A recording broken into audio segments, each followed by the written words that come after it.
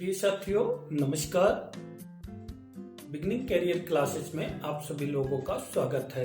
प्रिय साथियों, आज हम मध्य प्रदेश के भौगोलिक विभाजन का टॉपिक नंबर 2 हम जो है पढ़ने जा रहे हैं, जिसमें आज हम पढ़ेंगे मध्य प्रदेश की प्रमुख पर्वत श्रृंखलाएं, कौन कौन सी पर्वत श्रृंखलाएं हमारे यहाँ है। दूसरी चीज मध्य प्रदेश की जलवायु, और तीसरी चीज हम पढ़ेंगे मध्य प्रदेश में ऋतुएं, ठीक है, और वर्षा की स्थिति। इन विषयों पर हम चर्चा करने वाले हैं। प्रिय साथियों, ये प्रतियोगी परीक्षा की दृष्टि से अत्यंत महत्वपूर्ण है और यहाँ से काफी कुछ प्रश्न निकलते हैं।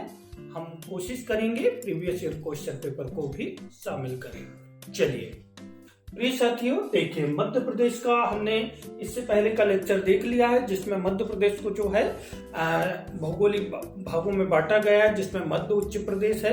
मध्य उच्च प्रदेश के अंतर्गत हमने जैसे मालवा का पठार है, मध्य भारत का पठार है, ठीक है। इसके अलावा रीवा, पन्ना, बुंदेलखंड, इनको देखा था, नर्मदा सोन घाटी को। इसके अलावा हमने दूसरा जो देखा था सतपुड़ा मेकल देखा था, और तीसरा हमने जो देखा था वो क्या था, हमारा बघेलखंड का पठार। आज हम देख रहे हैं मध्य प्रदेश में पर्वत श्रृंखला। देखिए साथियों, ये हमारा मध्य प्रदेश आपको दिखाई दे रहा होगा। ये मध्य प्रदेश का जो है भौगोलिक मैप है। इसमें देखिए जरा महत्वपूर्ण रूप से हमारे मध्य प्रदेश में कौन कौन सी पर्वत श्रृंखलाएं पाई जाती है। पहली चीज हम बात करें साथियों, तो ये जो पर्वत श्रृंखला है, ये आप देख रहे होंगे, ये कौन सी पर्वत श्रृंखला है, विंध्याचल पर्वत श्रृंखला, ठीक है। ये जो आप देख रहे हो, ये हमारी कौन सी विंध्याचल पर्वत श्रृंखला है, पहला। दूसरी चीज, ये जो देख रहे हो आप, ये हमारी पूरी की पूरी सतपुड़ा पर्वत श्रेणी है। कौन सी पर्वत श्रेणी है, सतपुड़ा पर्वत श्रेणी, ठीक है। तीसरी चीज आप देखिए कि मध्य प्रदेश में तीसरी प्रमुख श्रेणी है, कौन सी, हमारी अरावली पर्वत श्रृंखला।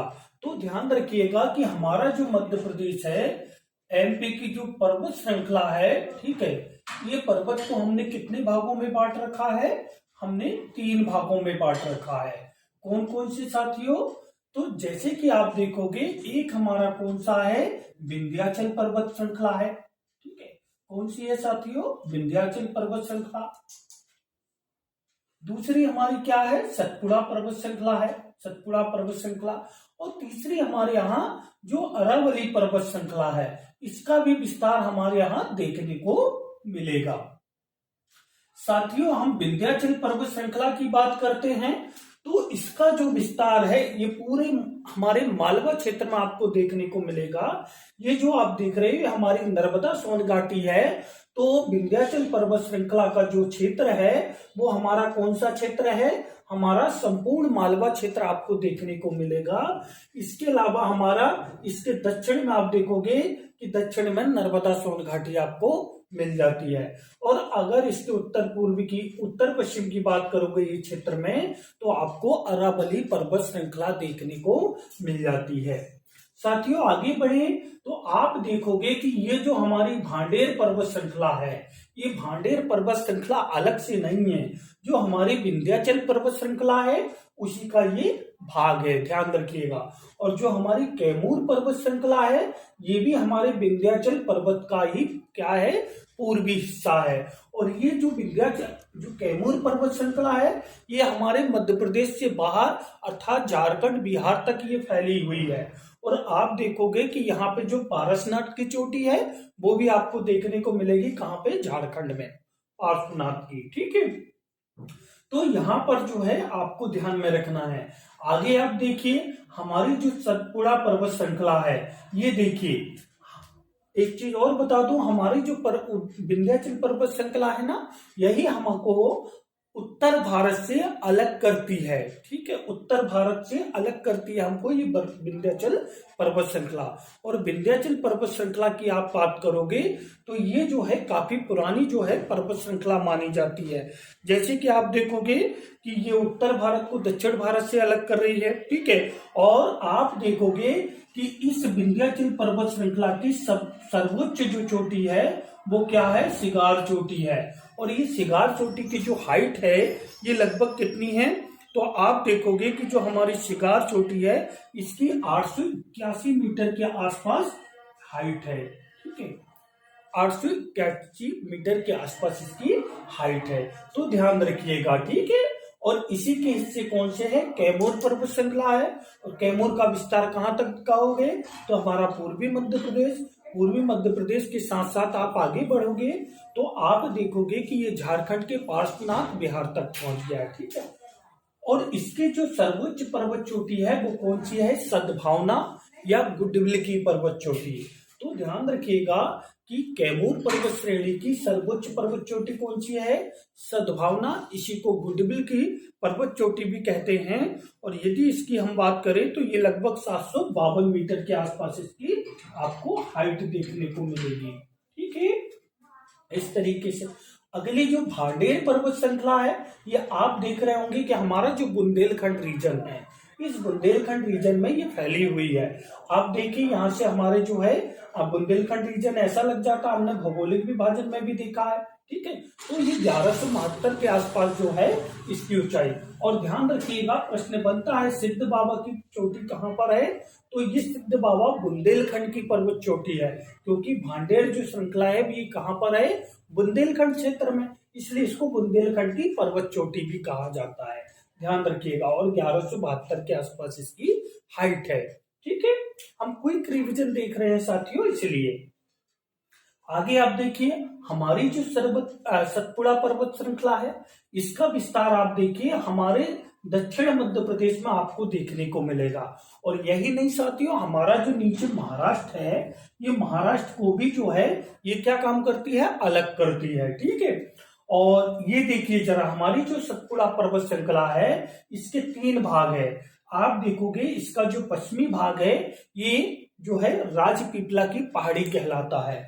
ये जो क्षेत्र है ना, ये बुरहानपुर की पहाड़ी या राजपीपला की पहाड़ी कहलाता है, ये यहाँ तक। ठीक है, ये जो क्षेत्र है आप देखोगे, इसी को देवराव की पहाड़ियां भी कहते हैं, इसी को निवाड़ की पहाड़ी भी कहते हैं। ठीक है, तो ध्यान रखिएगा यहीं पे जो है निवाड़ की पहाड़ी मिलेगी, बुरहानपुर क्षेत्र मिलेगा। ठीक है, तो ये चीजें थोड़ा सा आप यहाँ पर ध्यान रखोगे। ठीक है, यहाँ पे बीजागढ़ की पहाड़ी, असीरगढ़ की पहाड़ी भी यहीं पे आपको देखने को मिलेगी। हमने असीरगढ़ किला के बारे में भी चर्चा किया। तो इस तरीके से जो है राजपीपला किसका? सतपुड़ा पर्वत श्रृंखला का पश्चिमी हिस्सा क्या कहलाता है? राजपीपला। पूर्वी हिस्सा मैकल पर्वत श्रृंखला। ठीक है, और जो मध्य का हिस्सा है महादेव की पहाड़ी। और इसी महादेव की पहाड़ी में आप देखोगे साथियों, जो हमारा पचवड़ी वाला क्षेत्र है वो यहीं पर है। और आप देखोगे कि धूपगढ़ जो हमारी लगभग कितनी 1150 मीटर के आसपास। देखिए प्रश्न पूछा जाता है कि मध्य भारत की सर्वोच्च पर्वत चोटी कौन सी है? तो धूपगढ़ है। ठीक है, और इसकी 1150 के आसपास इसकी हाइट है। और आप देखोगे कि ये कहां पर स्थित है? महादेव की पहाड़ी में। अभी प्रश्न आया था साथियों, बहुत सारे लोगों ने गलत कर दिया था, सतपुड़ा पर्वत श्रृंखला लगा दिया था। तो आप देखिए सतपुड़ा पर्वत श्रृंखला का ही भाग है, लेकिन हमको ऑब्जेक्टिव में क्या दिया है? महादेव की पहाड़ी। और महादेव की पहाड़ी एक्चुअल में जो है महादेव की पहाड़ी में ही क्या है स्थित? धूपगढ़ है। इसलिए आपको कंफ्यूजन बिल्कुल भी नहीं होना है, ध्यान रखिएगा। ठीक है, आगे हम मेकल पर्वत की बात करें तो मेकल पर्वत की जो सर्वोच्च चोटी है वो है अमरकंटक। और आप देखिए ये धूपगढ़ के बाद दूसरी बड़ी पर्वत चोटी है। ठीक है, एक चीज और ध्यान रखिएगा, ये वही अमरकंटक है जहां से 3 नदियों का उद्गम एक साथ होता है। चाहे हमारी नर्मदा की बात करें हम, चाहे हमारी सोन नदी की बात करें या हमारी जोहिला नदी की बात करें।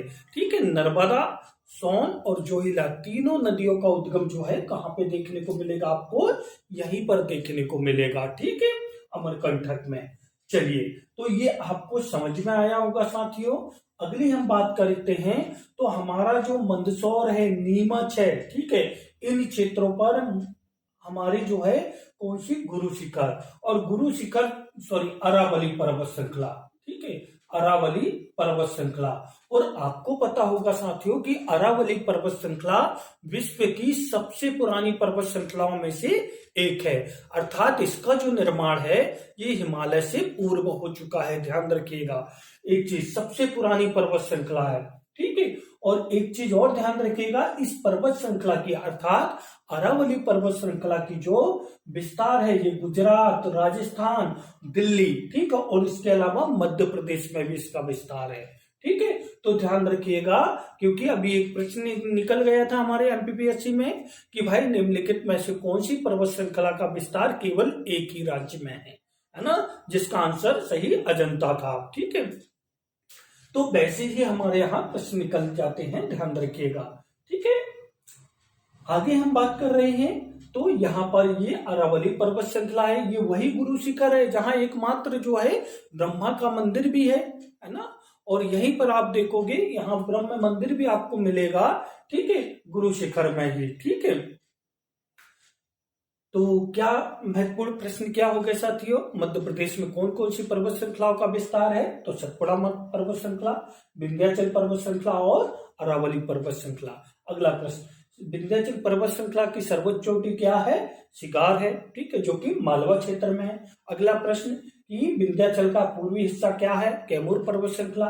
उत्तर पूर्वी कौन सा है? सद्भावना की चोटी। ठीक है, और सद्भावना की चोटी तो हमारे कैमूर की है, मतलब सिद्ध बाबा। ठीक है, भांगदेव पर्वत श्रृंखला। सतपुड़ा को कितने भागों में? 3 भागों में। पश्चिमी हिस्सा क्या कहलाता? राजपीपला।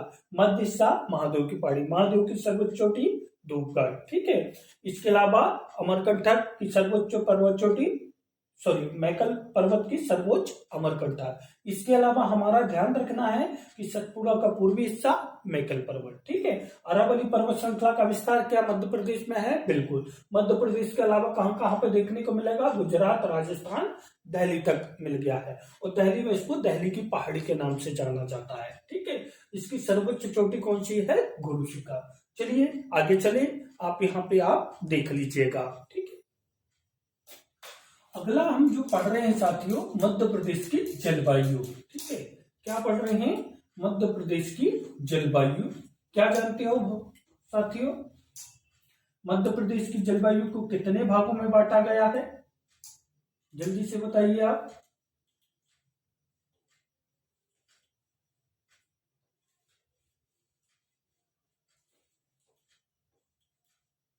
जल्दी से बताइए। ठीक है, स्क्रीनशॉट लेना था तो आपको पहले लेना था। देखिए, आप 2 चीजें पढ़ते होंगे किसी भी राज्य के लिए, वहां की जलवायु महत्वपूर्ण भूमिका निभाती है।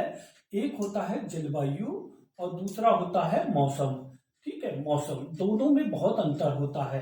अर्थात जो हमारी मौसमी गतिविधियां होती हैं ये क्षणिक होती है। हम सुबह सुबह कहते हैं वाह देखो कितना सुहाना मौसम है, थोड़ी देर बाद हम क्या कहते हैं कि मौसम कितना चेंज हो गया, अचानक जो है बादल बन गए। ठीक है, तो इस तरीके जो गतिविधियां होती है ये मौसमी होती है, और जब यही मौसमी दशाएं लंबे समय तक बनी रहती है, वहां के तापमान की स्थिति, वहां की वर्षा की स्थिति, वहां की जो वायु है उनकी दशाएं की स्थिति जब लंबे समय तक बनी रहती है, तो उसी दीर्घावधि को हम क्या कहते हैं? जलवायु कहते हैं।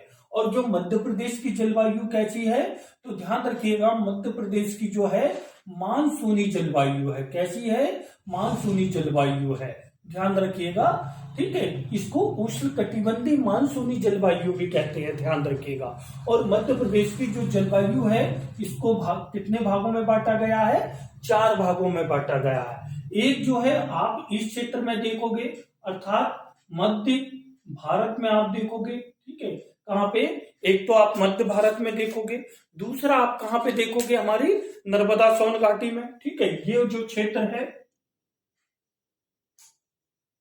ये जो क्षेत्र है यहाँ की जलवायु आप देखोगे नर्मदा सोन घाटी ये क्षेत्र की। एक हमारा जो मालवा क्षेत्र है यहाँ की जलवायु आप देखोगे। ठीक है, मालवा की जलवायु। ठीक है, मध्य भारत, मालवा, मध्य भारत को हम क्या कहते हैं? ये जो क्षेत्र है ये कौन सा है? उत्तर का मैदान। ठीक है, या उत्तर भारत का मैदान इसको कहते हैं। ठीक है, उत्तर का मैदान ये क्षेत्र हो गया।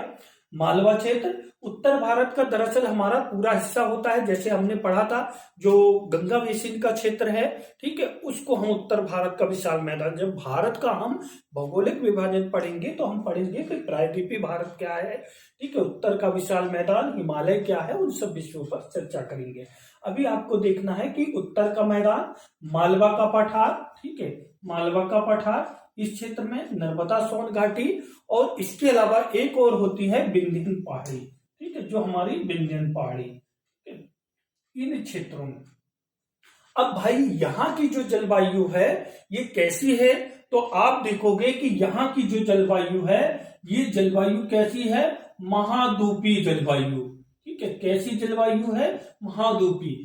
अर्थात यहाँ पर गर्मी भी क्या होगी, गर्मी भी कैसी होगी, अधिक होगी, ठीक है, और यहाँ पर सर्दी भी कैसी होगी, सर्दी भी अधिक होगी। अर्थात अधिक गर्मी भी होगी और अधिक सर्दी भी होगी महाद्वीपीय जलवायु में। ये हमारे किसमें, हमारा जो मध्य भारत का क्षेत्र है, अर्थात मध्य प्रदेश का उत्तरी क्षेत्र है, वहां की जलवायु कैसी होती है, महाद्वीपीय जलवायु होती है। और महाद्वीपीय जलवायु अर्थात यहाँ पर गर्मी भी अधिक पड़ती है और सर्दी भी अधिक पड़ती है। क्यों पड़ती है, अभी आगे हम कारण बताएंगे, ठीक है। दूसरा है मालवा का पठार, यहाँ की जो जलवायु है ये कैसी है साथियों, सम जलवायु है। कैसी है, सम जलवायु, सम जलवायु, ठीक है। अर्थात यहाँ पर क्या होगा, ना तो अधिक गर्मी होगी ना अधिक गर्मी, ठीक है। मैं इसको जो है इधर लिख देता हूं, ठीक है। ये विस्तार करने के लिए आता है और प्रीलिम्स में अर्थात पटवारी और अन्य एग्जाम में केवल जलवायु का नाम पूछा जाता है। यहां क्या होगा, ना तो अधिक गर्मी होगी और ना अधिक सर्दी होगी, ठीक है, ना अधिक सर्दी होगी। अब देखिए इस तरीके से, और आपने एक प्रमुख व्यक्ति का नाम सुना होगा, किसका, फाहेहान का, ठीक है, फाहेहान का नाम सुना होगा, जो कि चीनी यात्री था।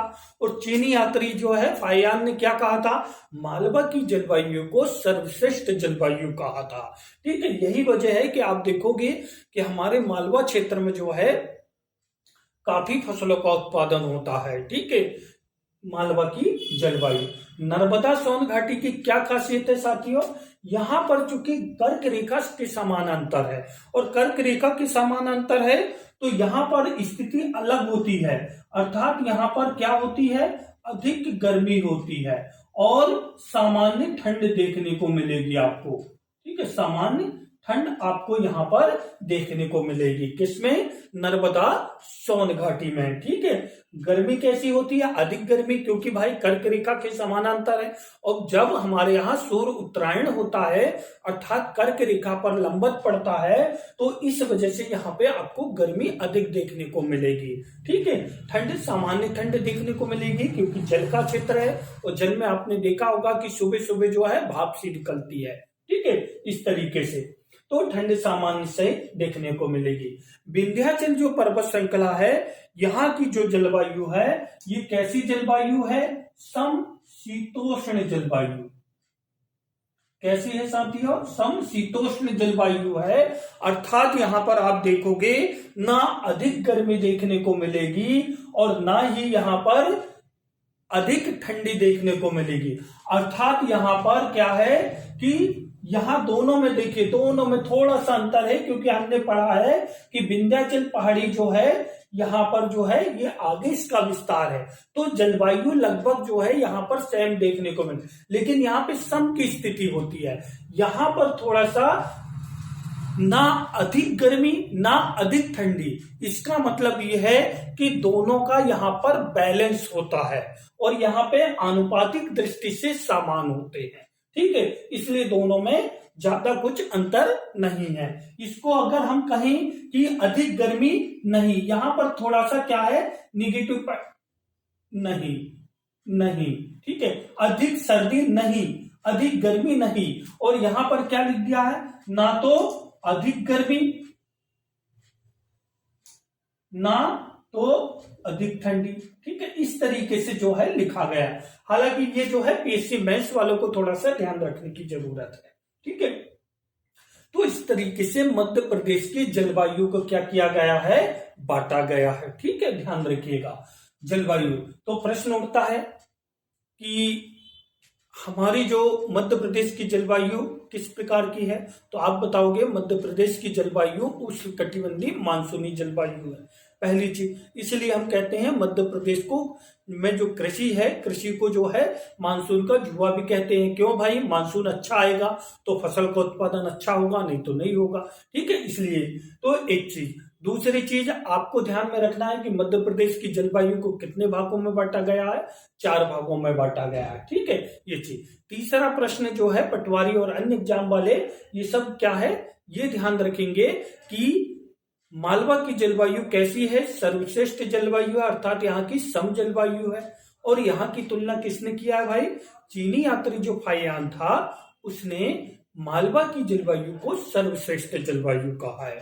ठीक है, ये आपको ध्यान में रखना है। ठीक है, आगे चले, चलिए अगला जो प्रश्न हम पढ़ रहे हैं उसमें आप ध्यान रखिएगा। अब हम पढ़ रहे हैं क्या, मध्य प्रदेश में ऋतुएं। ठीक है, जो हमारा मध्य प्रदेश है, मध्य प्रदेश में ऋतु। ठीक है, ऋतु क्या होता है, हमारा जो वार्षिक गतिविधियां होती है साथियों, आपको ये पता होगा कि हमारी जो पृथ्वी है ये सूर्य का परिक्रमा लगाती है। ठीक है, और 365 चाहिए 1/4, तो उसको हम 365 दिन ही काउंट करते हैं और आगामी चौथे वर्ष में जो है 366 कर लेते हैं, इसलिए उसको लीप ईयर भी कहा जाता है। ठीक है, अब देखिए साथियों, हमारे जो मध्य प्रदेश की जो ऋतुआं हैं, ये जो है इसको हम कहें तो हमारा जो एक वर्ष का कालक्रम होता है ना, एक वर्ष या एक वर्ष से कम का कालक्रम होता है, ये ध्यान रखिएगा। और आपको ये भी पता होगा कि मध्य प्रदेश की जो ऋतुएं हैं इसको 3 भागों में बांटा गया है। ठीक है, एक हमारी क्या है, ग्रीष्म ऋतु है। ठीक है, दूसरी हमारी क्या है, वर्षा ऋतु है। ठीक है, वर्षा ऋतु। और तीसरी हमारी क्या है, शीत ऋतु। शीत ऋतु साथियों, जब हम ग्रीष्म ऋतु की बात करते हैं तो ये हमारे यहाँ क्या होता है, मध्य मार्च। ठीक है, मध्य मार्च अर्थात 15 मार्च।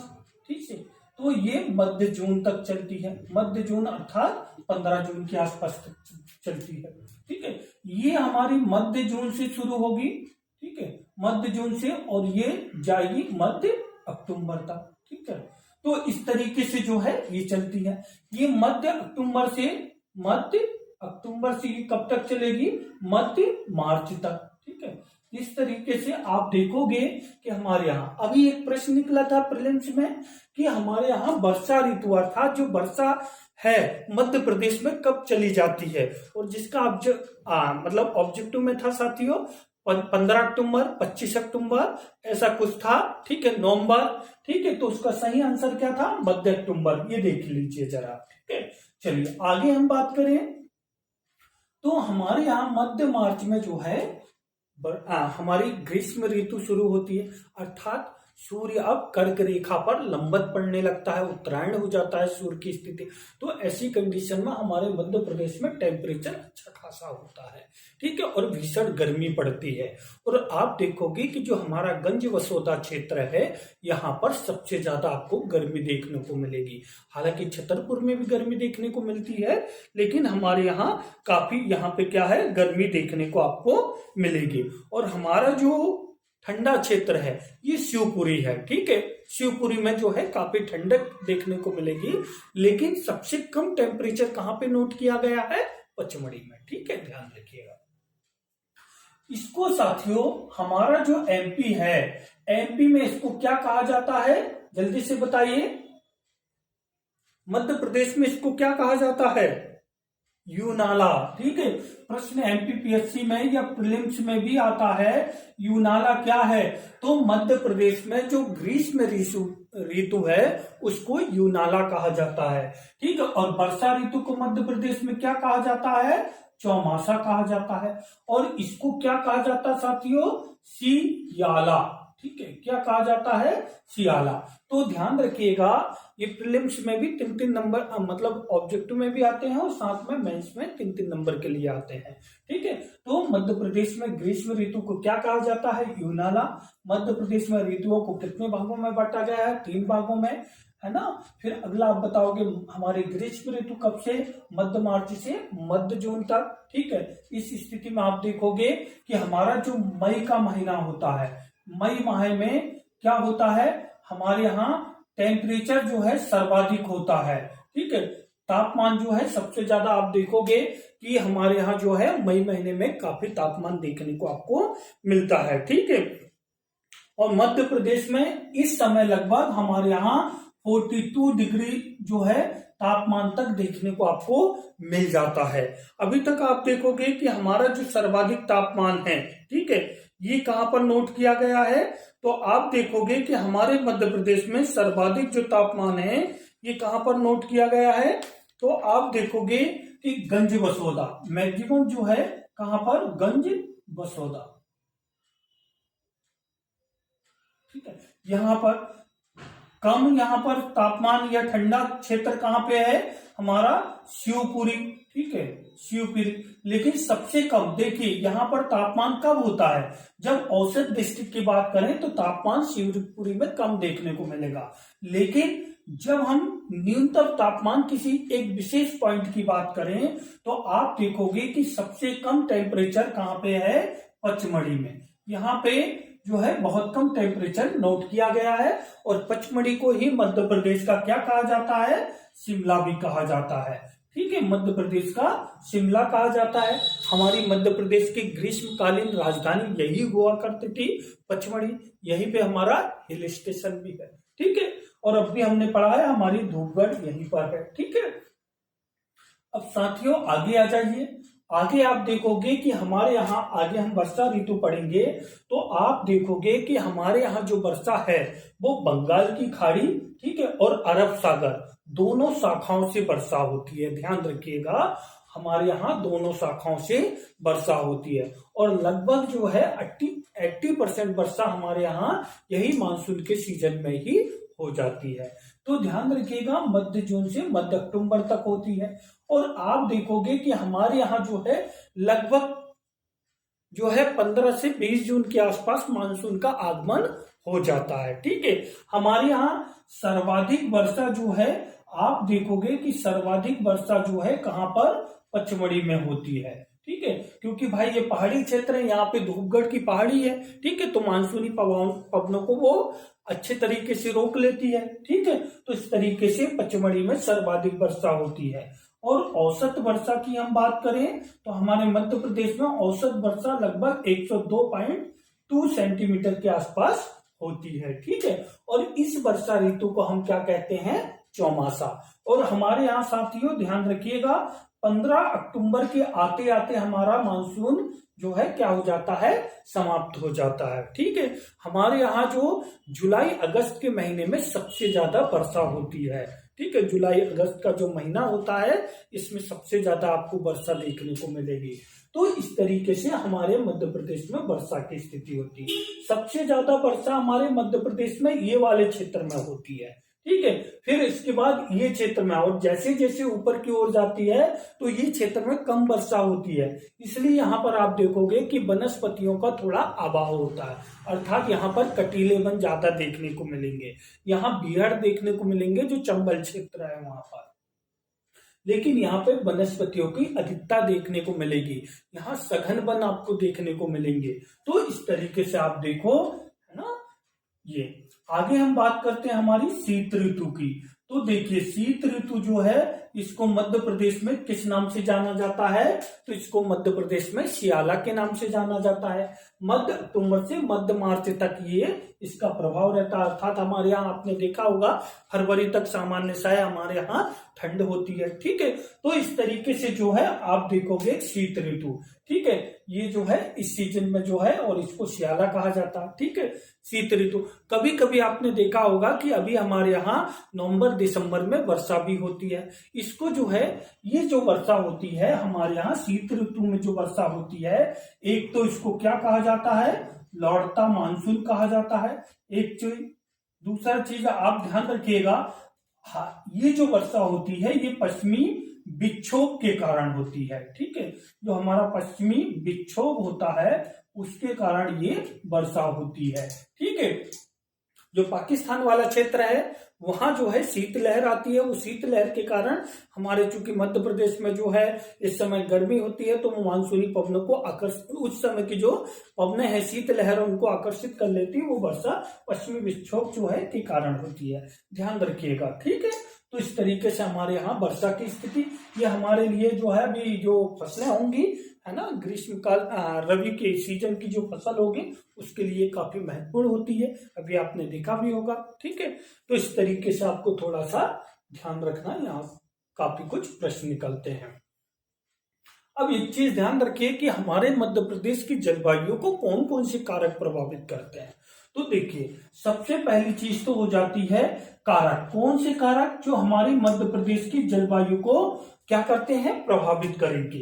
तो एक तो आप देखिए हमारी जो है हमारे मध्य प्रदेश की क्या है, समुद्र से दूरी, ठीक है। समुद्र से दूरी हमारा जो है आप देखिए समुद्र के पास नहीं है, थोड़ा दूर है, ऊपर हमारा कम दबाव अर्थात टेम्परेचर अधिक होता है तो कम दबाव का क्षेत्र बनता है, यही वजह है कि मानसूनी पवनें बहुत जल्दी यहाँ पे आकर्षित हो जाती है, ठीक है, एक चीज।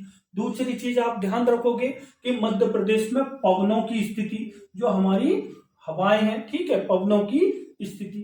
तीसरी चीज आप याद रखोगे कि हमारे यहाँ जो मध्य प्रदेश है, मध्य प्रदेश के ठीक बीचों बीच से कौन सी रेखा गुजरती है, कर्क रेखा गुजरती है, इसकी वजह से। चौथा पॉइंट आप ध्यान रखोगे हिमालय, ठीक है, हिमालय। देखिए साथियों अगर हिमालय नहीं होता तो हमारे यहाँ मानसून की स्थिति अलग होती, पूरी जो है मध्य एशिया से आने वाली जो शीतलहर है वो हमारे मतलब उत्तर भारत से होते हुए मध्य भारत अर्थात मध्य प्रदेश में भी पहुंचते, तो हमारा मध्य प्रदेश काफी प्रभावित हो जाता, ठीक है। तो इस तरीके से आप देखिएगा ये सब हमारे जो है पर्वतों की स्थिति, ठीक है, पर्वत एवं वनस्पति, ठीक है, पर्वत एवं वनस्पति, ये सब जो है हमारी क्या है जलवायु को प्रभावित करते हैं, क्योंकि हम ये पढ़ते हैं कि जहां पे वन होंगे, ठीक है, वो वन क्या काम करेंगे, सर्वाधिक जो है वर्षा के लिए उत्तरदायी होते हैं। तो इस तरीके से आज हमने 3 टॉपिक देखा कि मध्य प्रदेश की पर्वत श्रृंखलाएं, मध्य प्रदेश की जलवायु और मध्य प्रदेश की क्या ऋतुएं, ठीक है। यहां से काफी कुछ प्रीलिम्स में प्रश्न बनते हैं, जब हम वर्षा की स्थिति देखेंगे तो वहां से जटिल प्रश्न भी सॉल्व करेंगे। ओके साथियों, जय हिंद।